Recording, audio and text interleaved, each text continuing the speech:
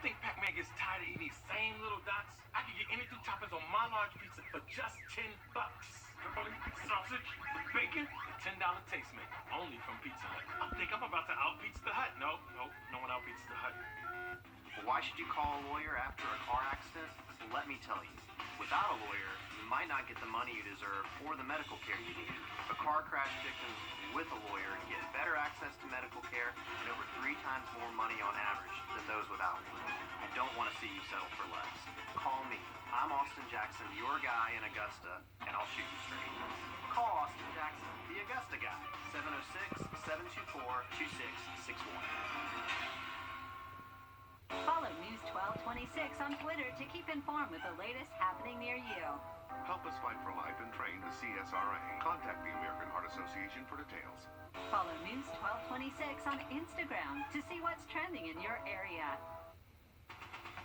From the station that's on your side, this is News 12, first at 5. The largest vaccination clinic yet in the CSRA, happening today, exactly 1 year since COVID-19 was officially declared a pandemic. And this afternoon, ahead of schedule, President Joe Biden signs the latest COVID relief into law.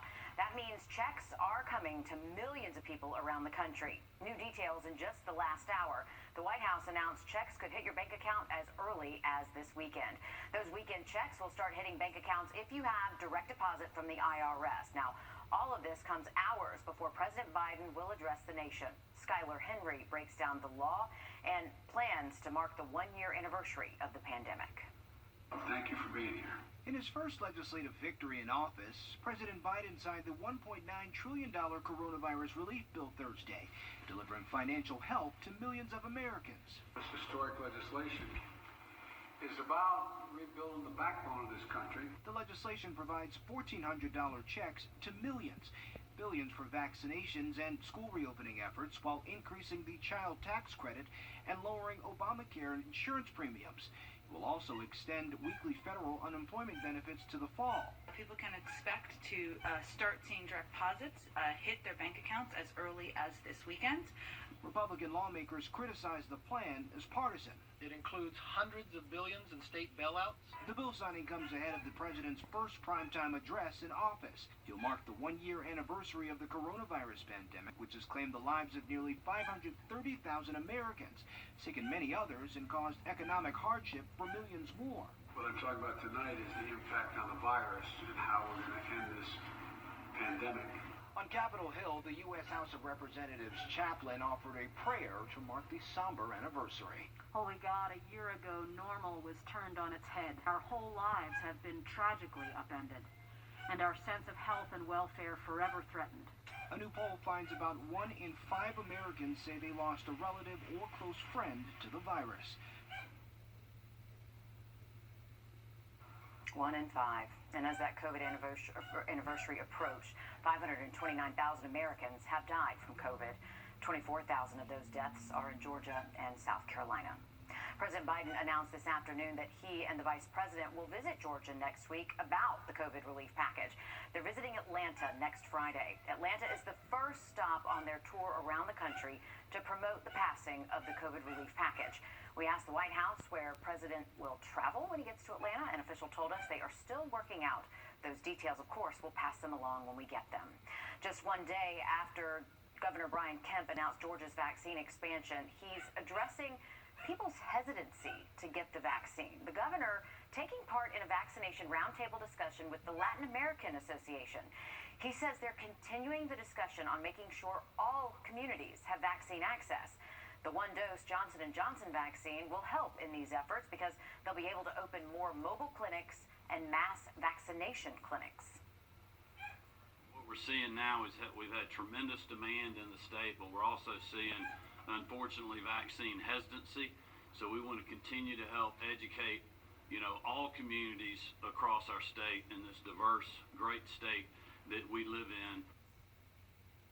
Meanwhile, South Carolina Governor Henry McMaster expressing optimism about the Palmetto State's rollout. While visiting a vaccination clinic at Continental Tire in Sumter, he says South Carolina's Phase 1B is going well, and in weeks or months, there should be enough vaccines for anyone who wants to get the shot. We're not limited on locations. All we're limited on is the vaccine. And the Trump administration hurried it up to get it manufactured and out in a hurry. The Biden administration is doing the same thing. Every week since this began, it's been going up and up. So we hope to have a lot more of these type of wonderful opportunities at locations like this. More than 900 sites are able and willing to receive the vaccine in South Carolina. He's asking for people to have confidence in the vaccine as well as the process and the states developed for getting shots in arms. AU running its largest vaccination effort ever this week, and over the next 3 days, it's focusing mainly on teachers in Columbia and Richmond County schools. Our Brady Trapnell reports on the impact this could have in our local schools. It's a record-breaking day here at AU Health's vaccination site. Around 2,500 people will come through in an effort to get more students and teachers back in school. AU will be vaccinating teachers and anyone else eligible and signed up until around 8 p.m. tonight. Partnerships with Richmond County and Columbia County schools helped fill the majority of those slots with school staff. About 1,800 vaccinations total at the Washington Square site and another 600 in South Augusta at Faith Outreach Church. About 6,000 over 3 days and 10,000 at their sites this week. Columbia County Superintendent Dr. Sandra Caraway helped welcome teachers, and lines cleared up quickly after the first appointments. How do we do it and make 10,000 sustainable? How do we do that each week if that's what the call is from the state of Georgia? Hopefully getting more educators, more staff in Richmond County vaccinated ultimately gets more kids back in the classroom and gets parents back to work. AU Health expects the majority of teachers who want to get a vaccine in both Columbia and Richmond counties will be able to get one by the end of this weekend. And we spoke with a few of those educators this afternoon. You'll hear from them on News 12 at 6 o'clock. Reporting in Augusta, Brady Trapnell on your side. And having the day off tomorrow will certainly help in both counties. Just into our newsroom, a traffic alert if you're leaving the house. We're learning there was a car accident in the area of Columbia Road at Ivy Falls. The Columbia County Sheriff's Office tells us all lanes are blocked there. So if you are heading that way, you might want to find a different route. As more vaccination sites are opening around South Carolina, there are still some barriers keeping people from getting the shot, even if they are eligible. Things like having internet access, knowing where to go online, and fear of the vaccine itself. Adam Mitzner joins us now live from Orangeburg County, where one pop-up vaccine is trying to bridge. Thanks for that, Adam. According to the event organizer, everyone who gets a shot there is leaving with an appointment for their second dose in less than a month. Brand new images just into our newsroom of what the new James Brown Arena will look like. Take a look. It's pretty cool. The Coliseum Authority making the presentation just this afternoon. They say it will be the largest investment in the city of Augusta. They plan to have public space and even art outside the arena and so much more. So many new features here. The goal? To have this all completed by 2024. Coming up in the next half hour, what the city has to do to get it done by then. Oh, it just looks so good to see concerts, things getting back to normal. Riley, I know it'll be so exciting once we can get to that point. Most definitely, Maren. Definitely missing those concerts for sure. The big stadium events. Can't wait for those to get back going. We do have beautiful weather, though, to get outside. We have a few clouds kind of streaming through here across the region. This will look westbound down I-20 in Columbia County. We're currently at 75 inside the metro. A beautiful afternoon for us. And as far as this evening goes, not really expect these temperatures to fall all too quickly. We should remain in the 70s at least through 6 p.m. We do have a few clouds, though, looking at it on satellite. And if these hang around for sunset once again, it should be another colorful one for us. But temperatures across the region, generally mid-70s. Bushfield was a little bit warmer, did get up to 78 earlier this afternoon. At Louisville, you are still at 78, so a little bit warmer than what we saw out there yesterday. Perfect evening to fire up the grill. These temps staying in the 70s until around 6 o'clock, and they're remaining into the 60s until around 9, 10 o'clock later tonight. Now, we do expect nice weather to stick around the next several days, but we'll take a look at a big pattern shift heading into next week in just a little bit. All right, thank you, Riley. The highly infectious COVID variant first identified in the UK might also be more deadly. Researchers compared death rates of the new variant and previous strains amongst nearly 55,000 people in the variant group. A total of 227 died. That is compared to the 141 who died among the same number of patients infected with earlier strains. The CDC says over 3,000 cases of the UK variant have been reported in the U.S. And thanks to the American Rescue Plan, Augusta will be getting $84 million in direct federal funding. In the original CARES Act, Atlanta was the only city in Georgia to get it because of its size. Senators Ossoff and Warnock, though, fought to include direct relief to small and medium cities, also to some towns, too.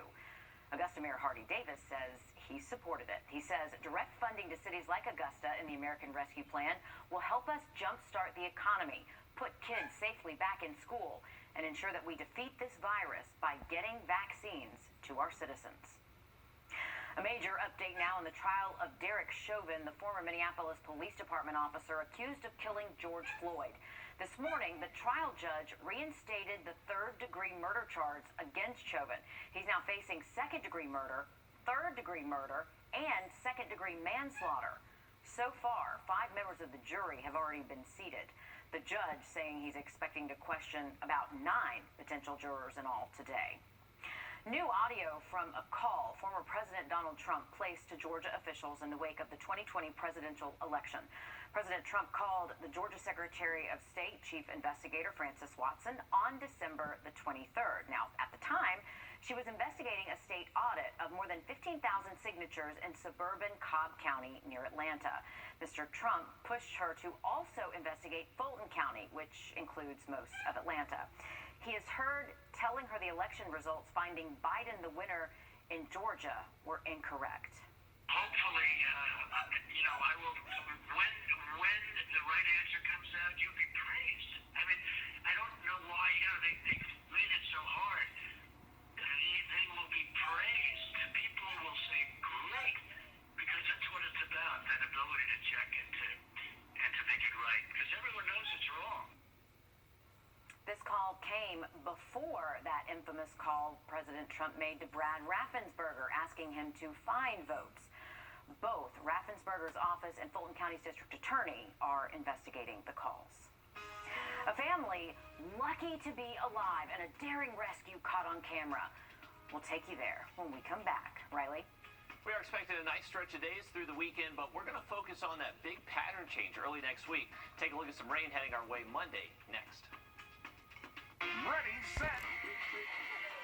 Some Phoenix police officers put themselves at risk when they arrived at a house fire last Saturday. The daring rescue was caught on body cam video. The officers stormed into the burning home to rescue a grandmother, her daughter, and 4 young children. Jason Berry spoke to that grandmother, who is grateful for all the help. This body cam video shows a Phoenix police officer crashing through a side gate to save a family of 6 while their house burns down all around them. She ran and said, Mom, get out, it's a fire. 80-year-old Ruby Johnson Smith was asleep on a living room chair when the fire broke out around 7 o'clock last Saturday night. I don't know what happened.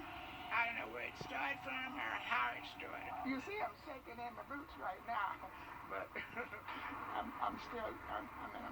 really starting to register now. Ruby tells us her first concern was for her daughter and 4 grandchildren who had been out back.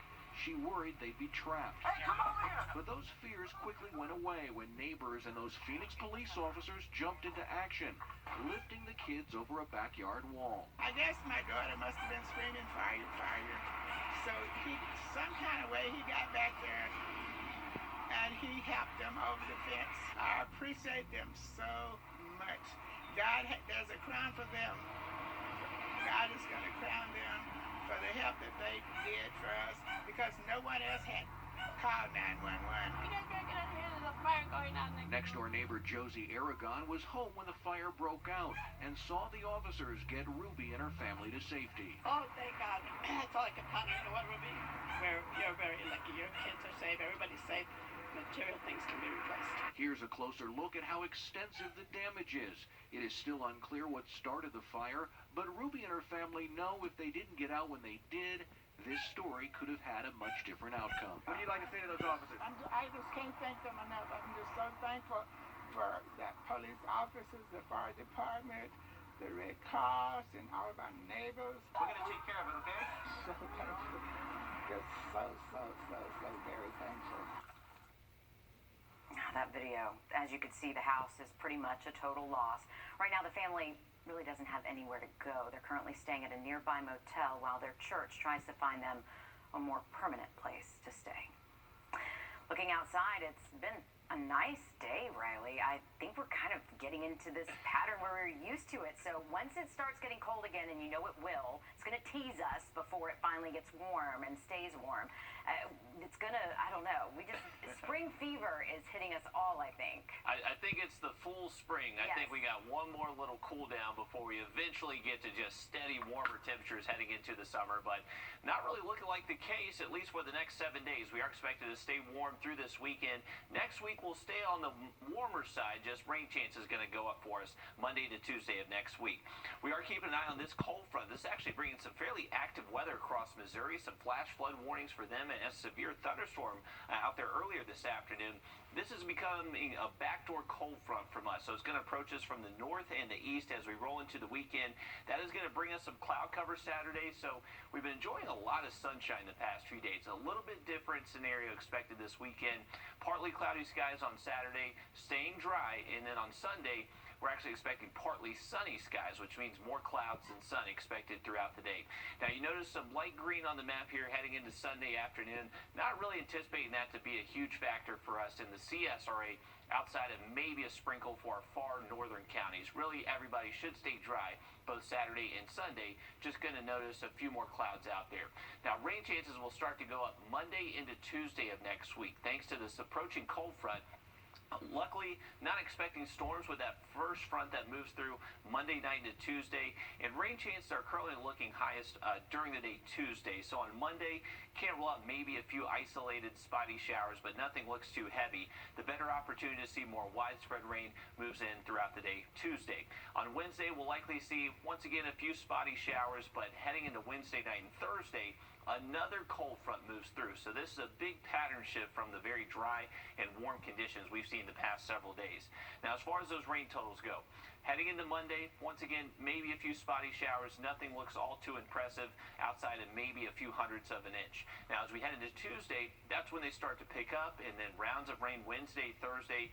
Before it's all said and done with, between Monday and Thursday, some spots potentially could get over an inch of rain. Now, remember, whenever we show this map, don't focus on a specific amounts for a specific location. This is just giving us a range of those rain totals across the area. So there likely will be some variability depending on where you live.